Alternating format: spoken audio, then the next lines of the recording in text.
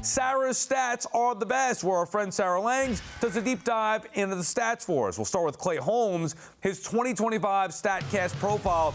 Holmes getting a lot of ground balls. He's been a lot with the fastball. Look at the fastball run value there. The barrel rate very high with the percentiles for Clay Holmes in 2025. Zach, why do you think Holmes has had success as a starter? Well, it's really interesting to me because his performance, his surface level performance is basically the same as it was as a reliever, but he's going through the lineup multiple times, so it's really impressive. But he's also doing it differently. You know, he's not throwing as many sinkers. This is his lowest percentage of sinkers that he's thrown in his career.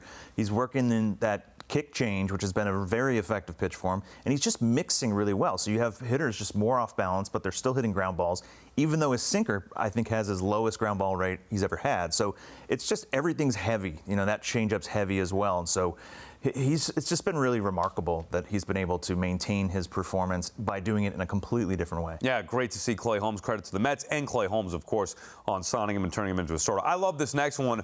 One of the lowest ERAs here for the Mets. This is the Mets starting rotation in the first 43 games in franchise history.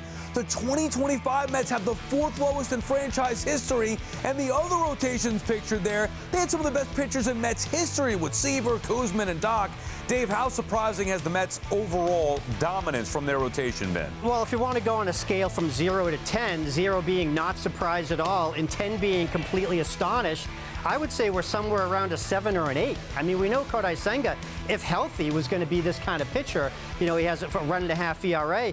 But did we know that Clay Holmes was going to be pitching to a 2.5 ERA? Did we think Griffin Canning, who pitched to a 5.5 last year, was going to be like at a 2.3 right now? So no, we didn't do that. I mean, they had hopes this would happen, and they kept talking about how confident this would happen, but there's no way you're going to think it was going to be the best in baseball. That's kind of crazy. I mean, they're spending about $38 million for the entire rotation for this year, and to see this kind of performance, I mean, has to make a front office guy, you know, smile, I would think. Yeah, I mean, you get the type of pitching, you're going to smile, no doubt about it. Edwin Diaz has gotten the job done out of the bullpen this year, but just hasn't been dominant like he has in the past. And to me, you look at the numbers there, the fastball, the velo dipped significantly since his injury in the WBC, down almost 3 miles per hour.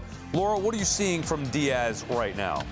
You know, sometimes it feels like he doesn't trust his fastball in certain situations, and obviously we're seeing, you mentioned the fastball velo is down, the spin rate is down, so he's going to the slider a little bit more. But the fact of the matter is that even though all these things are down, the fastball, it's still a very, very good pitch. So when he isn't trusting that, and we saw that sometimes in the postseason last year, when he isn't trusting that and he gets over-reliant on the slider, sometimes he gets into a little bit of trouble. And now we've got like these memes on Twitter where it's basically like, oh, you know, Edwin Diaz puts on 3 people and then he strikes out the side on 9 pitches. And that's kind of what we're getting. He kind of has to have like a sort of mental switch and have that confidence in that pitch because he does know how to get people out. People are still, hitters are still only hitting 154 on that fastball. So there is good here, but yeah, there are certainly signs that maybe, you know, he's lacking a little bit. I mean, I'm kind of curious about the usage with Diaz. You know, they're being really cautious with him early on. I'm not saying that's a wrong policy, but I just wonder. I mean, we've talked about the velocity and stuff all along, and I'm just curious if there's something they're worried about wearing him out or worrying about the workload early on in the season. Because there's been times I think they've kind of gone to him, but they could go to him a little more, and they really haven't so far early on.